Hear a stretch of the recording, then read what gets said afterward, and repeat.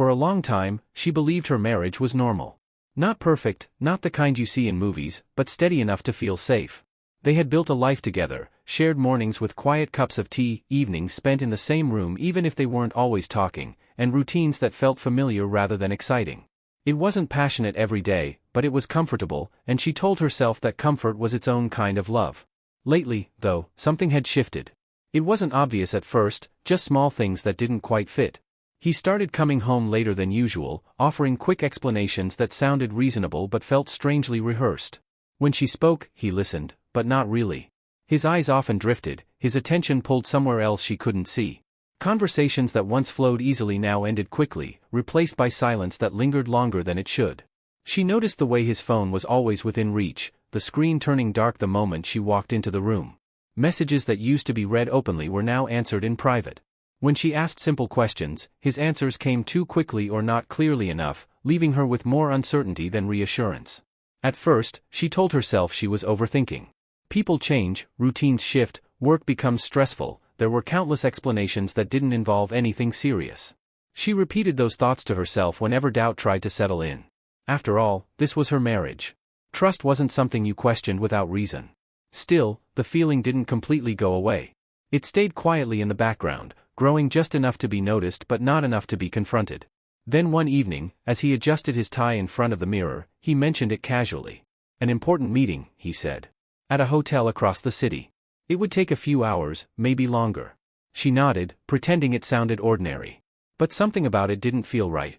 The moment he left, the house felt unusually quiet. Not peaceful, just empty in a way that made her more aware of her own thoughts. She tried to distract herself with small tasks, moving from one room to another, but her mind kept circling back to the same thing. The meeting. The way he had said it. Too casual. Too quick. She picked up her phone, scrolling aimlessly, trying to shake the feeling off. But then something small caught her attention.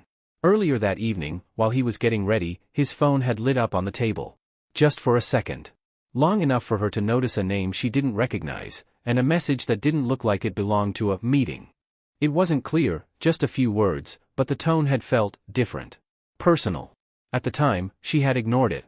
Told herself it wasn't her place to question everything. But now, sitting alone in the silence, it replayed in her mind with sharper clarity. Then there was the call. Right before leaving, his phone had rung. He glanced at it, his expression shifting slightly before he turned away and answered in a low voice. The conversation was brief, too brief. And when he hung up, he didn't explain. He just grabbed his keys and said he was running late. Individually, none of it seemed like enough. But together, it formed something she couldn't ignore anymore. The tone, the timing, the subtle changes in his behavior, they didn't match the simple explanation he had given her. Her chest tightened as her intuition began to take over, louder than her attempts to stay calm. Something wasn't right. She thought about calling him. About asking directly. About giving him the chance to explain before her imagination went any further. But every time she considered it, a quiet fear stopped her. What if the answer confirmed everything she was trying not to believe? She sat there for a long moment, staring at nothing, caught between doubt and truth. Then, slowly, she reached for her bag. If he was at that hotel, she would see it for herself. The ride felt longer than it should have. Every passing streetlight blurred into the next as she sat in the back seat, her hands clasped tightly in her lap.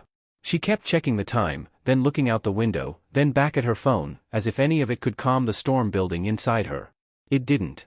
Her heart refused to slow down, beating too fast, too loud, as though it already knew something she wasn't ready to face.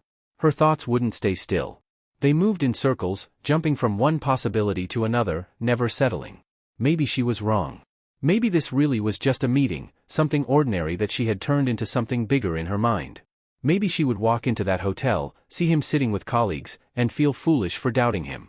The idea brought a brief sense of relief, but it didn't last. Because another thought quickly followed.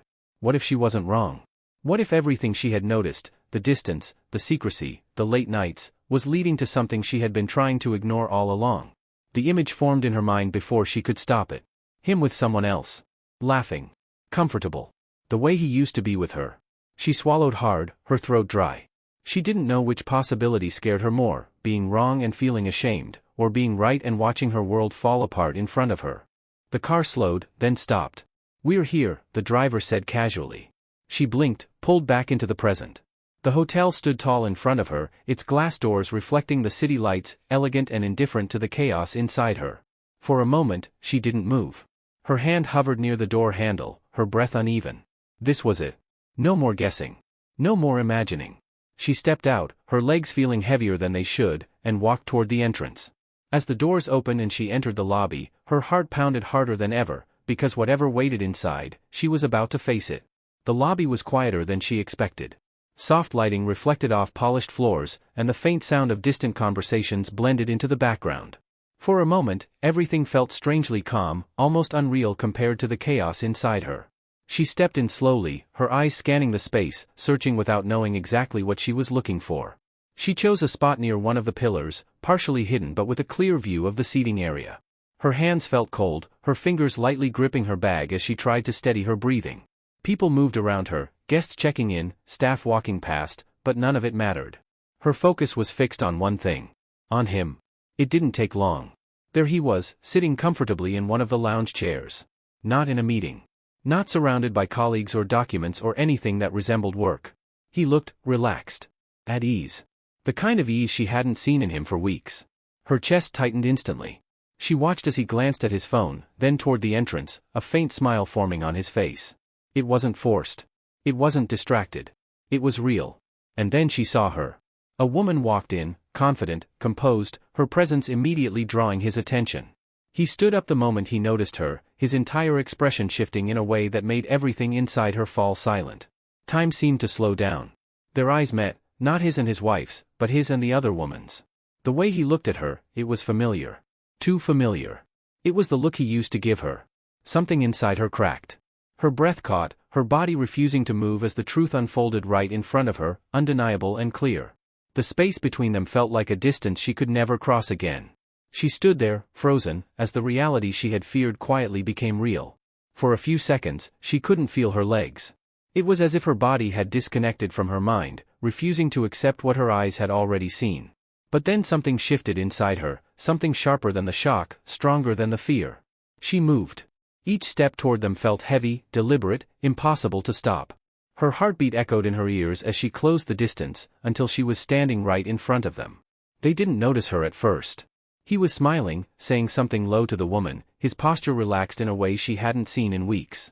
"Enjoying your meeting?" Her voice cut through the moment like glass. He froze instantly. The smile vanished from his face as he turned, his eyes widening in disbelief. For a second, he looked like he had seen something impossible. What are you doing here?" he stammered, his voice unsteady. She let out a short, hollow laugh. "I could ask you the same thing." Her gaze flicked briefly to the woman beside him before returning to his face. "This is your meeting?" The other woman looked between them, confusion settling in. "Wait, what's going on?" she asked, her tone uncertain. "It's not what you think," he said quickly, stepping forward as if he could somehow fix everything with words. "I can explain." "Then explain," she shot back, her voice rising despite herself. "Because from where I'm standing, it looks exactly like what I think." He hesitated, his eyes darting between both of them. "She's just a colleague," he said, the words coming too fast, too forced. "We had to discuss something privately." "A colleague?" she interrupted, her disbelief turning into anger. "At a hotel? Late at night?" The woman's expression changed, confusion giving way to something sharper. She took a small step back, looking directly at him now. "You told me you were separated," she said slowly, her voice tightening. Silence fell. His face drained of color. You said your marriage was over," the woman continued, her tone no longer uncertain but accusing. "You never mentioned a wife waiting for you at home." The air between them grew heavier, suffocating. Her chest tightened as the last piece fell into place. She didn't need him to say anything else. The truth was already there, exposed, undeniable. The lies, the late nights, the distance, it all led to this moment. And now, there was no denying it. For a moment after the words settled, everything went quiet. Not the kind of silence that brings peace, but the kind that presses in from all sides, leaving no room to breathe. She stood there, looking at him, but it no longer felt like she was seeing the same person she had built her life with. Something had shifted too deeply to be undone. The pain didn't arrive all at once, it spread slowly, sinking into every part of her. It wasn't just what he had done. It was everything that came with it. The lies told so easily. The trust she had given without question. The small moments she had defended in her own mind, convincing herself they meant nothing. Now they meant everything. Memories began to surface, uninvited and sharp. Late nights she had waited for him, telling herself he was working hard. Conversations where he seemed distant, and she had blamed stress instead of doubt. The quiet dinners, the forced smiles, the times she had ignored her instincts just to protect what she believed they had. Each memory felt different now, distorted, as if the truth had rewritten all of them at once. Her chest tightened, her breathing uneven. She wanted to ask more questions, demand answers, make him explain everything in a way that would somehow make sense. But deep down, she already knew there was nothing he could say that would fix this. No explanation could erase what she had just seen with her own eyes. She looked at him one last time. Not with anger this time, but with something quieter, something final. The kind of look that comes when a decision has already been made inside, even if no words have been spoken yet. Without saying anything more, she turned away. Each step felt heavy, but steady. She didn't stop. She didn't look back. The lobby doors opened in front of her, and she walked through them, leaving behind the moment, the lies, and the version of her life that no longer existed. The night air felt colder when she stepped outside, but for the first time, it didn't feel suffocating. She kept walking, not caring where her steps were taking her, only knowing she needed distance, from the hotel, from him, from everything that had just shattered in front of her. Her chest still ached, her thoughts still tangled, but beneath it all, something unexpected was beginning to settle. She had imagined this moment before, in the quiet corners of her doubt, and every version of it had ended with her breaking down, crying, begging, asking him why. But standing there now, after seeing the truth with her own eyes, those reactions felt distant. The pain was real, deep and sharp, but it wasn't controlling her the way she had feared. Instead, clarity began to take its place. She thought about everything she had accepted over time, the late nights, the silence, the way she had slowly made herself smaller just to keep the peace. She had told herself it was love. That compromise was part of marriage. That patience would fix things. But now she saw it differently. Love wasn't supposed to feel like doubt. It wasn't supposed to make her question her own worth or ignore what her instincts were trying to tell her. A quiet strength rose inside her, unfamiliar but steady. She realized that what hurt the most wasn't just the betrayal, it was how long she had allowed herself to live with uncertainty, hoping things would change without ever demanding the truth. She stopped walking for a moment, taking a slow breath as the noise of the city moved around her. For the first time in a long while, she felt something close to control, not over him, not over what had happened, but over herself. And in that moment, the decision came clearly. She would not go back to what she had just walked away from. Not to the lies, not to the doubt, not to a version of love that asked her to settle for less than she deserved. Whatever came next, she would face it on her own terms. Time didn't heal everything, but it changed the way the pain lived inside her. The first few days after that night felt heavy, as if the world had slowed down just enough for her to feel every emotion fully. But gradually, life began to move again. Not backward, not toward what she had lost, but forward, into something unfamiliar yet strangely calming. She started rebuilding in small, quiet ways. Morning walks replaced restless nights. Meals became moments of care instead of routine survival. She found herself noticing things she had ignored for too long, the sound of the city, the rhythm of ordinary days, the feeling of being alone without being empty. The memories of her marriage no longer felt sharp and painful all the time. They softened into clarity. She no longer questioned her worth based on someone else's choices. Instead, she began to understand how much of herself she had once set aside just to keep something alive that was already fading. There were difficult moments, of course. Days when silence still felt heavy, and thoughts drifted back to what had been. But those moments no longer defined her.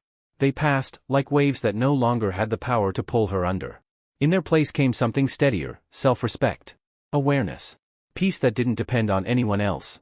She began to realize that love should never require losing yourself to hold on to it. And slowly, she accepted a truth that once would have broken her, but now only strengthened her. Sometimes betrayal doesn't destroy you. It removes what you thought you needed, forcing you to see what was always there underneath. It doesn't break you, it reveals you.